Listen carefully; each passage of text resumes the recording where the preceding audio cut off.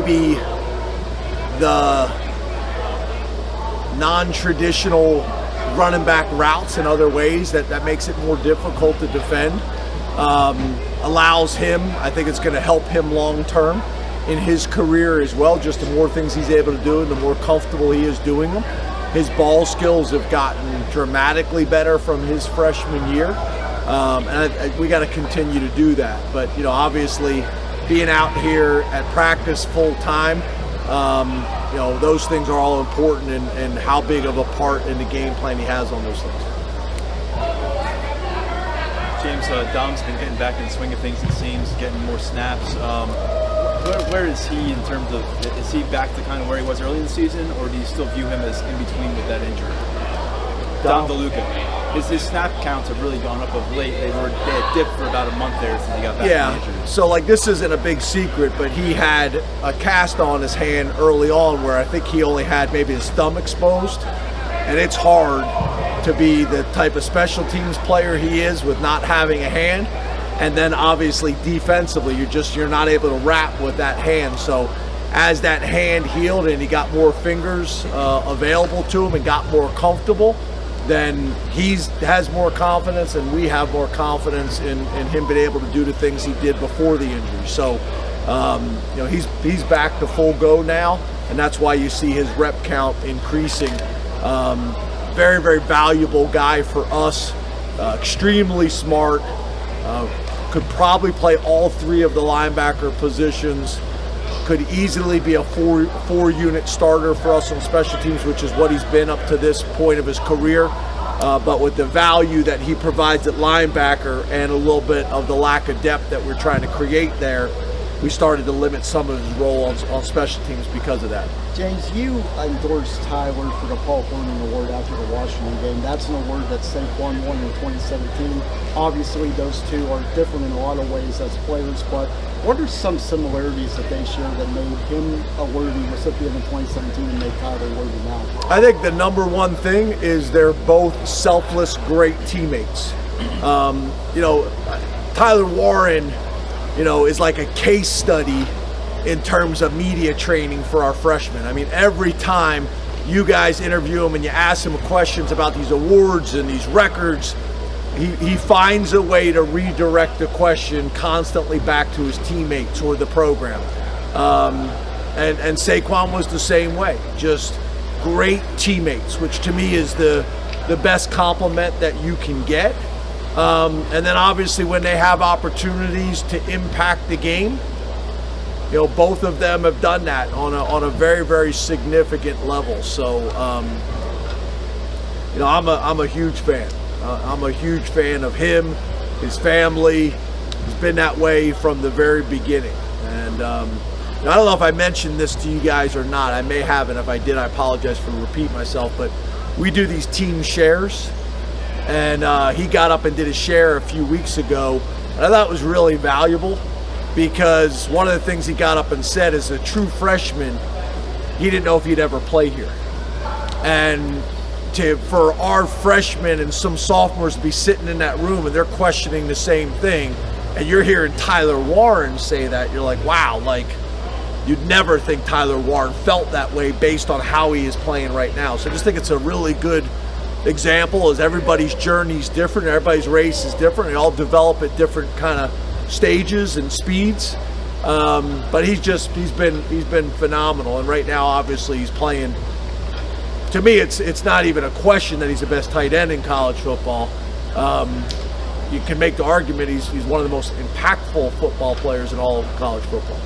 James, you talked at length about the job Terry's done with your young quarterbacks this year, but at the running back spot, Jaywan has worked through a couple of injuries to Cam and Nick, and also trying to, seesaw those two freshmen. So what do you think he's done behind the scenes? How has he handled that so far?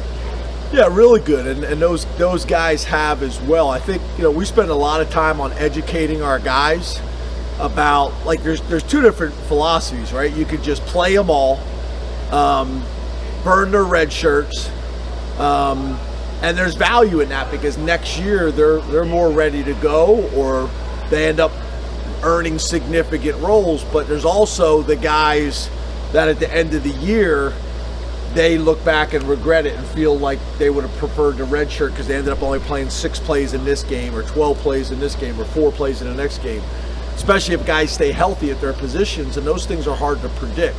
So I think we do a good job of explaining all this to the guys on the front end, so I think they understand that. We meet with them at least once a week. And Quentin was a guy that we felt like was going to have a chance, and had a bunch of heated discussions on the offensive side of the ball about should we play him or not, right? And if you play him early and then you have an injury, then it makes sense. But if you stay healthy, then you're into the same issue, the same problem. And what was great is Quentin kind of being ready early on gave Corey some time to get ready. So then when Quentin got banged up, then we were able to go with Corey, and now Corey's at a much different point right now than he was during training camp. So you guys saw he got in the game and did some really good things last week, and we need that because we got to feel like we always have 3 backs available, and that could be challenging, especially in a possible 17-game season.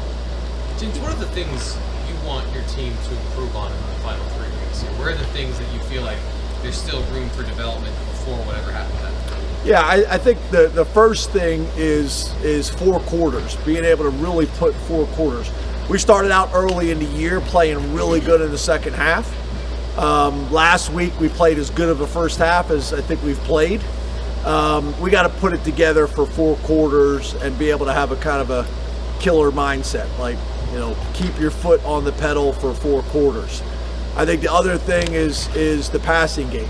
We got to be able to consistently throw the ball and make plays and get open no matter who we play.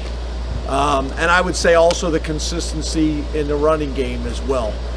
Defensively, I would say making sure that we're not doing anything, and I think we did this last week, that we're not doing anything to make it easier on the offense in terms of giving them a free 5 yards, jumping off sides, something after the whistle, things like that, because when we don't, we make it very difficult on people, in terms of earning yardage and earning first downs down the field.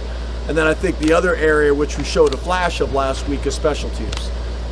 Whether it's a block kick or whether it's a return kick for a touchdown or punt for a touchdown, that's something that I think could really help us. And I think we've played really good on special teams from the standpoint, knock on wood, we haven't had any big plays against us or plays that really hurt us on special teams. That's great. That's the starting point. Now can we make the plays that we need to make that can create an advantage for us? So they're probably the areas that stand out to me the most. James, 2 more guys. There's been a lot of talk about Tony Rojas since he got to campus. How would you evaluate his performance thus far in a starting role, and what would you like to see him to close out in the second year on campus? Yeah, I think good. I think, there's been high expectations for him since he got here, played really well as a freshman, but I think it's a good example, right? There's a difference between coming in as the backup and being the starter and having to do it play in and play out, and the discipline and the toughness that takes mentally and physically to do that. And it's been a transition for him. And he's really doing some good things, but the exciting thing for him and for us is I think there's a lot left in the tank for him. But I think there was a significant jump from him from being a rotate-in guy to a starter, and then not only that, doing it mainly in the open field and now doing it more in the box. That's different. No different than I think with Abdul. Goes from being a space player or an off-the-ball defender to a defensive end. And I think he's getting more and more comfortable and more confident each week. And I think you're going to see the same thing with Tony. James, how would you assess the play calling from Andy and Tom to this point in the season? Yeah, it's been good. I mean, if you look at our numbers, our numbers are pretty good kind of across the board. There are some areas that we can improve, and we study those things, strengths and weaknesses all the time, and try to tweak some things to help. But, obviously, like we have talked about a lot, we've done that fairly consistently. We're judged on games, on specific games and specific opponents. So overall, very good. We got to be at our best. That's myself and everybody included. When it means the most. Thanks, Coach. Thank you. Thank you. Thanks, James.